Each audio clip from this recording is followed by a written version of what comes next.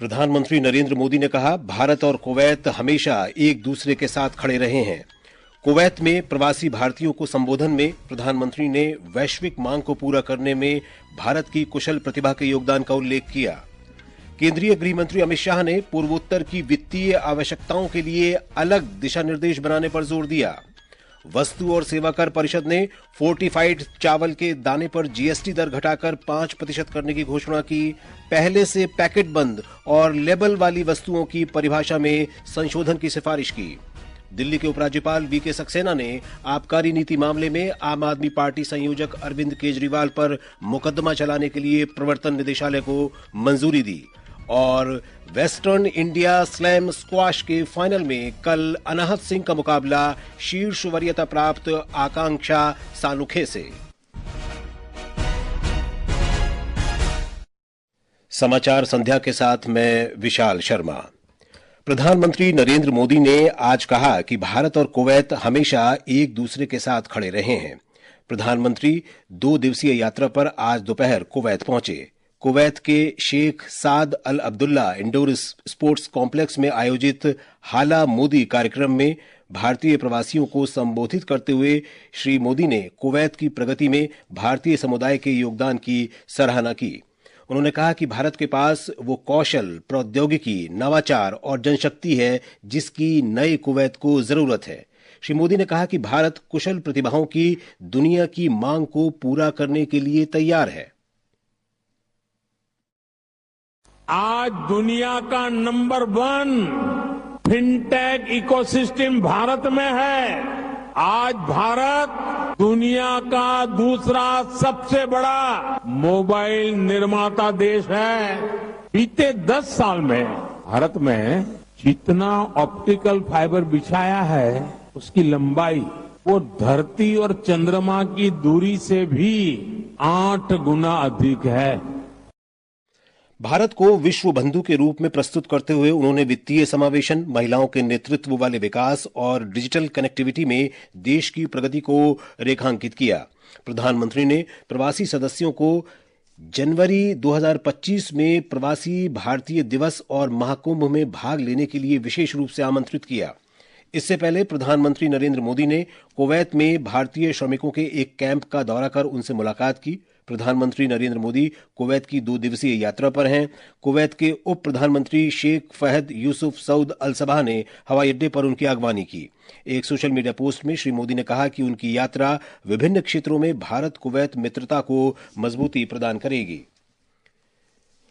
किसी भारतीय प्रधानमंत्री की 43 वर्षों में इस खाड़ी देश की ये पहली यात्रा है। श्री मोदी कुवैत के अमीर Sheikh Meshal Al Ahmad Al Jaber अल सबह के निमंत्रण पर वहां गए हैं। प्रधानमंत्री ने रामायण और महाभारत का अरबी में अनुवाद करने वाले अब्दुल्ला अल बरून और उसे प्रकाशित करने वाले अब्दुल लतीफ अल नसेफ से भी मुलाकात की। कुवैत के अमीर और शहजादे के साथ कल अलग अलग उच्चस्तरीय बैठकें करने से पहले प्रधानमंत्री को बयान पैलेस में औपचारिक गार्ड ऑफ ऑनर दिया जाएगा। इसके बाद दोनों देशों के बीच प्रतिनिधिमंडल स्तर की वार्ता होगी। प्रधानमंत्री कुवैत के अमीर के विशेष अतिथि के रूप में 26वें अरेबियन गल्फ कप के उद्घाटन समारोह में भी शामिल होंगे। केंद्रीय गृह मंत्री अमित शाह ने आज राष्ट्रीय कृषि और ग्रामीण विकास बैंक, रिजर्व बैंक और पूर्वोत्तर विकास वित्त निगम लिमिटेड से पूर्वोत्तर के वित्त के लिए अलग अलग दिशा निर्देश तैयार करने को कहा, क्योंकि इस क्षेत्र की भौगोलिक स्थिति अलग है। उन्होंने कहा कि पूरे देश के लिए एक समान दिशा निर्देश नहीं हो सकते। अगरतला में पूर्वोत्तर बैंकर्स सम्मेलन 2024 को संबोधित करते हुए श्री शाह ने विश्वास व्यक्त किया कि यह क्षेत्र निवेश आकर्षित करने के मामले में पिछले सभी रिकॉर्ड तोड़ देगा। फ्यूचर बिजनेस के लिए इन्वेस्ट करना है तो आपके पास नॉर्थ ईस्ट के अलावे कोई डेस्टिनेशन नहीं है, क्योंकि सिंधिया जी कह रहे हैं कि 10% 12% ग्रोथ है। मैं फ्यूचरिस्टिक दृष्टि से कहने वाला हूं, अगले 10 साल तक एवरेज 20% ग्रोथ से नॉर्थ ईस्ट का विकास होने वाला है। इससे पहले त्रिपुरा की राजधानी अगरतला में पूर्वोत्तर परिषद के 72वें पूर्ण सत्र को संबोधित करते हुए श्री शाह ने कहा कि प्रधानमंत्री नरेंद्र मोदी ने पूर्वोत्तर की ओर विशेष ध्यान दिया है। गृहमंत्री ने कहा कि प्रधानमंत्री मोदी और भारतीय जनता पार्टी की नेतृत्व वाली सरकार का उद्देश्य पूर्वोत्तर को देश के बाकी हिस्सों के बराबर लाना है। केंद्र में जब जब भारतीय जनता पार्टी की सरकार आई, नॉर्थ ईस्ट को प्रायोरिटी देने की शुरुआत करी। प्रधानमंत्री स्वयं 65 बार आए हैं और हर बार कोई न कोई तोहफा नॉर्थ ईस्ट के लिए लेकर आए। भारतीय जनता पार्टी की मोदी सरकार ने पूर्वोत्तर की संस्कृति को भी संरक्षित करने के लिए कोई कसर नहीं छोड़ी।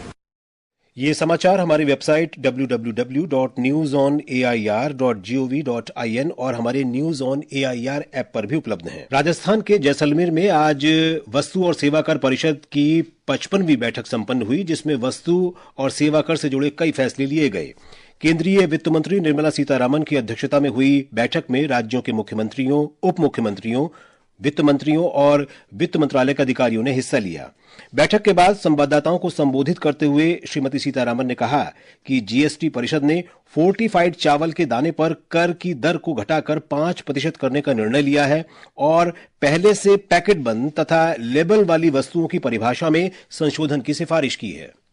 A reduction in the rate of fortified rice kernels, which are classifiable under 1904, to 5%. Fortified rice kernels are supplied with an intent of they getting passed on to the PDS. So the poor benefit from it, and it was a conscious decision that we bring the tax down. Shrimati Sitharaman ने कहा कि gene therapy को GST से छूट दी गई है। साथ ही बैंकों और एनबीएफसी के दंड शुल्क, देर से भुगतान शुल्क पर जीएसटी नहीं लगाया जाएगा। उन्होंने कहा कि राष्ट्रीय कौशल विकास परिषद के प्रशिक्षण भागीदारों को भी जीएसटी से छूट देने का फैसला किया गया है, लेकिन यह फैसला अधिसूचना जारी होने के बाद लागू होगा। उपराष्ट्रपति जगदीप धनखड़ ने कहा है कि इस देश के नागरिक के रूप में यह सुनिश्चित करना हमारा प्रमुख दायित्व है कि अव्यवस्था को सामान्य न बनने दिया जाए। उन्होंने कहा कि हमें ऐसे लोगों से सावधान रहना चाहिए जो हमारी प्रगति के प्रति शत्रुतापूर्ण प्रवृत्ति और बुरे इरादे रखते हैं। उपराष्ट्रपति आज चंडीगढ़ में पंजाब विश्वविद्यालय में 5वें वैश्विक पूर्व छात्र सम्मेलन के उद्घाटन समारोह को संबोधित कर रहे थे। केंद्रीय स्वास्थ्य मंत्री जगत प्रकाश नड्डा ने आज सरकार के 100 दिवसीय सघन तपेदिक उन्मूलन अभियान पर सभी राज्यों और केंद्र शासित प्रदेशों के मुख्यमंत्रियों और स्वास्थ्य मंत्रियों के साथ वर्चुअल बैठक की। श्री नड्डा ने अभियान की प्रगति की निगरानी के लिए मुख्यमंत्रियों से सहयोग का अनुरोध किया।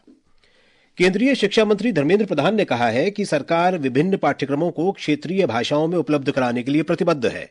आज नई दिल्ली में चौधरी चरण सिंह पुरस्कार 2024 के उद्घाटन समारोह को संबोधित करते हुए श्री प्रधान ने कहा कि ये पुरस्कार उन लोगों को सम्मानित करने के लिए शुरू किया गया है जिन्होंने किसानों और ग्रामीण विकास के लिए काम किया है।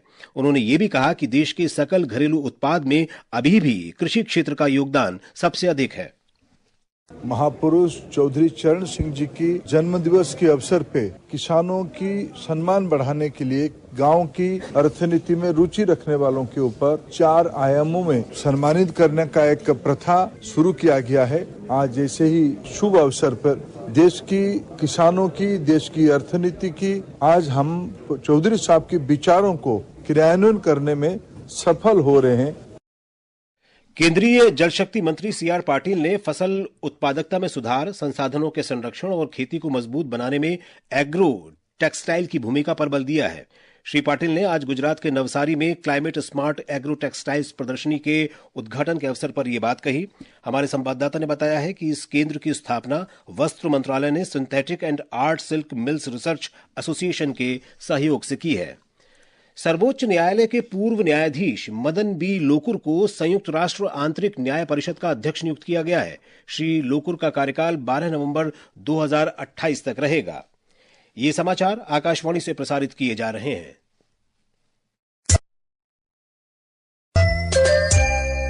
आसमान में एक खास सी आवाज है, एक ऐसी गूंज जो हर भारतीय के दिल में बसी है। हर बार जब हम वर्दी पहनते हैं तो एक वादा करते हैं इस देश से और हर उस दुश्मन से जो हमारी तरफ देखता है कि हम तैयार हैं, हम यहाँ हैं और जब तक हम यहाँ हैं आसमान में तिरंगा लहराता रहेगा।